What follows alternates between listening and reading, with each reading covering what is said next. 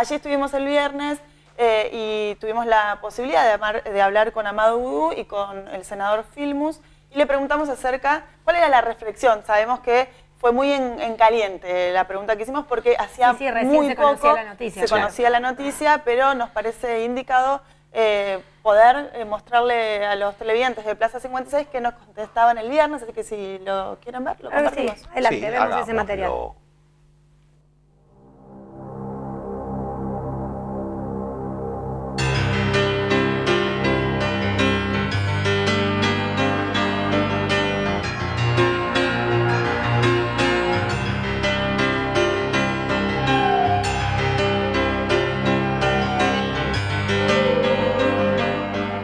Bueno, todos conocemos la trayectoria de Videla, el papel que le tocó cumplir en la dictadura militar. Realmente creemos que no nos podemos alegrar por ninguna muerte, pero creemos que es una enseñanza para el pueblo argentino y para el futuro de que ella terminó sus días en la cárcel, donde le correspondía, por el terrorismo de Estado, por los asesinatos, por las desapariciones, por las persecuciones, los exilios que él encabezó. Así que desde que bajó su cuadro Néstor Kirchner en la escuela militar en adelante, podemos decir que Argentina comenzó a transitar un camino de justicia. Insisto, nadie puede pensar que es esperable una muerte ni que se tiene que alegrar de ninguna manera. Sin embargo, para las futuras generaciones va a ser una lección saber que quienes encabezaron el terrorismo de Estado terminaron en el lugar que merecían, que era la cárcel. Mucho se habló aquí hoy de integración latinoamericana y precisamente además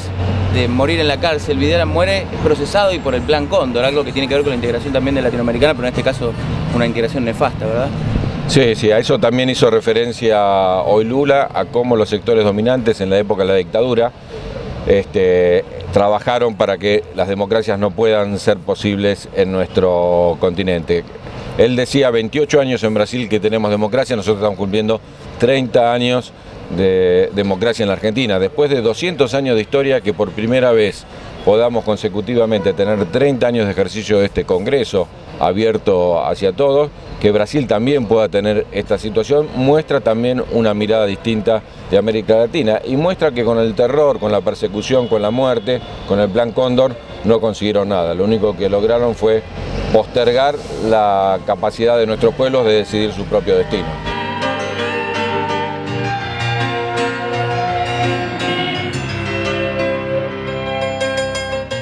Yo creo que trae a la memoria una etapa realmente espantosa de nuestro país, de asesinatos, de genocidio, peor que eso, ¿no? Del Estado funcionando como quien lleva adelante estas políticas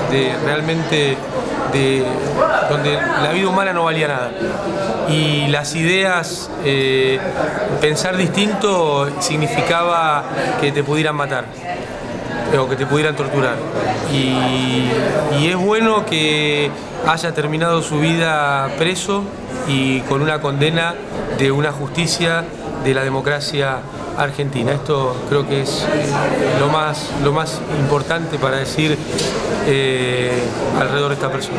¿Con otro gobierno se hubiese imaginado que Videla hubiese terminado preso? Y realmente no pasó, Si uno mira y quiere decir las cosas tal cual son, fue el gobierno de Néstor Kirchner y el de Cristina Fernández de Kirchner los que pudieron poner en marcha la normativa para que realmente se vean adentro los juicios, porque habían pasado, hubo juicios al principio de la democracia, después hubo políticas que realmente no fueron correctas respecto al lugar que tenían que tener estas personas en la historia y en la memoria argentina, y toda esta política que, repito, con Néstor Kirchner, con Cristina Fernández de Kirchner y el acompañamiento y el reconocimiento de los organismos de derechos humanos se llevaron adelante en este tiempo. Bueno, muchas gracias. Los amigos del barrio pueden desaparecer, pero los dinosaurios van a desaparecer. Pero bueno, hay libertad de prensa, muchachos. Esos periodistas seguramente no recuerdan el trabajo de otros tantos periodistas que desaparecieron en la década del 70 y antes también, hay que decirlo, en nuestro país. El 24 de marzo de 1977, Rodolfo Walsh envía, hace pública una carta que es la conocida Carta a la Junta Militar, escrita por Rodolfo Walsh, firmada en ningún momento él se amparaba. Esa carta no solo denuncia el sistema de exterminio que está llevando la dictadura militar, sino que además hace una denuncia del plan político y económico. Nosotros hicimos un pequeño editado, hay que hacer un recorte, esa carta es para leerla entera, y yo creo que debería leerse obligatoriamente en los colegios secundarios de nuestro país, porque es una carta que muestra lo que realmente se estaba llevando adelante. Y que un tipo con ese ojo lo vio y vio la foto grande apenas a un año de puesto en marcha el golpe. El 25 de marzo tenemos que decir que obviamente Rodolfo Walsh desapareció, ¿no? Justamente, bueno, pero esta carta entrega numerosas copias, manda a diferentes lugares antes de desaparecer, por eso esta carta ha llegado. Recordemos que previamente había desaparecido su hija Vicky. Claro. Así que si quieren vamos a compartir ese editado, ese compacto de la carta de Rodolfo Walsh a la Junta Militar. Claro que sí, lo vemos.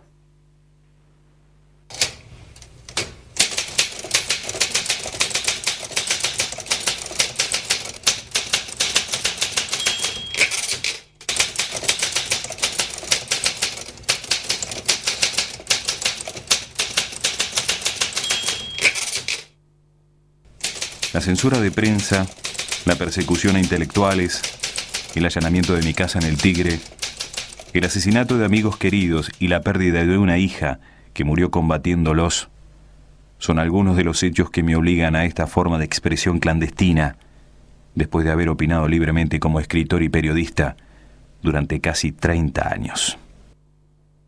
El primer aniversario de esta Junta Militar ha motivado un balance de la acción de gobierno en documentos y discursos oficiales, donde lo que ustedes llaman aciertos son errores. Los que reconocen como errores son crímenes, y lo que omiten son calamidades. El 24 de marzo de 1976, derrocaron ustedes a un gobierno del que formaban parte, a cuyo desprestigio contribuyeron como ejecutores de su política represiva, y cuyo término estaba señalado por elecciones convocadas para 9 meses más tarde. En esa perspectiva, lo que ustedes liquidaron no fue el mandato transitorio de Isabel Martínez, sino la posibilidad de un proceso democrático donde el pueblo remediara males que ustedes continuaron y agravaron. Ilegítimo en su origen, el gobierno que ustedes ejercen pudo legitimarse en los hechos recuperando el programa en el que coincidieron en las elecciones de 1973 el 80% de los argentinos, y que sigue en pie como expresión objetiva de la voluntad del pueblo, único significado posible de ese ser nacional que ustedes invocan tan a menudo. Invirtiendo ese camino han restaurado ustedes la corriente de ideas e intereses de minorías derrotadas que traban el desarrollo de las fuerzas productivas, explotan al pueblo y disgregan la nación. Una política semejante solo puede imponerse transitoriamente prohibiendo los partidos, interviniendo los sindicatos, amordazando la prensa e implantando el terror más profundo que ha conocido la sociedad argentina. 15.000 desaparecidos, 10.000 presos, 4.000 muertos, decenas de miles de desterrados son la cifra desnuda de ese terror. Colmadas las cárceles ordinarias, crearon ustedes en las principales guarniciones del país virtuales campos de concentración donde no entra ningún juez, abogado, periodista, observador internacional. El secreto militar de los procedimientos, invocado como necesidad de la investigación, convierte a la mayoría de las detenciones en secuestros que permiten la tortura sin límite y el fusilamiento sin juicio. Más de 7.000 recursos de habeas corpus han sido contestados negativamente este último año. En otros miles de casos de desaparición, el recurso ni siquiera se ha presentado porque se conoce de antemano su inutilidad o porque no se encuentra abogado que ose presentarlo después que los 50 o 60 que lo hacían fueron a su turno secuestrados. Estos hechos, que sacuden la conciencia del mundo civilizado, no son, sin embargo, los que mayores sufrimientos han traído al pueblo argentino, ni las peores violaciones de los derechos humanos en que ustedes incurren. En la política económica de este gobierno debe buscarse no solo la explicación de sus crímenes, sino una atrocidad mayor que castiga a millones de seres humanos con la miseria planificada. En un año han reducido ustedes el salario real de los trabajadores al 40%, disminuido su participación en el ingreso nacional al 30%, elevado de 6 a 18 horas la jornada de labor que necesita un obrero para pagar la canasta familiar, resucitando así formas de trabajo forzado que no persisten ni en los últimos reductos coloniales, congelando salarios a culatazos mientras los precios suben en las puntas de las bayonetas, aboliendo toda forma de reclamación colectiva, prohibiendo asambleas y comisiones internas, alargando horarios, elevando la desocupación al récord del 9%, prometiendo aumentarla con 300.000 nuevos despidos. Han retrotraído las relaciones de producción a los comienzos de la era industrial y cuando los trabajadores han querido protestar, los han calificado de subversivos, secuestrando cuerpos enteros de delegados que en algunos casos aparecieron muertos y en otros no aparecieron. Los resultados de esa política han sido fulminantes. En este primer año de gobierno el consumo de alimentos ha disminuido el 40%, el de ropa más del 50%. El de medicinas ha desaparecido prácticamente de las capas populares. Ya hay zonas del Gran Buenos Aires donde la mortalidad infantil supera el 30%, cifra que nos iguala con Rhodesia, Dahomey o las Guayanas. Enfermedades como la diarrea estival, las parasitosis y hasta la rabia, en que las cifras trepan hacia marcas mundiales o las superan. Como si esas fueran metas deseadas y buscadas, han reducido ustedes el presupuesto de la salud pública a menos de 1/3 de los gastos militares, suprimiendo hasta los hospitales gratuitos mientras centenares de médicos, profesionales y técnicos se suman al éxodo provocado por el terror, los bajos sueldos o la racionalización. Dictada por el Fondo Monetario Internacional según una receta que se aplica indistintamente al Zaire o a Chile, a Uruguay o Indonesia, la política económica de esa junta solo reconoce como beneficiarios a la vieja oligarquía ganadera, la nueva oligarquía especuladora y un grupo selecto de monopolios internacionales encabezados por la ITT, la ESO, las automotrices Steel, la Siemens, al que están ligados personalmente el ministro Martínez de Hoz y todos los miembros de su gabinete.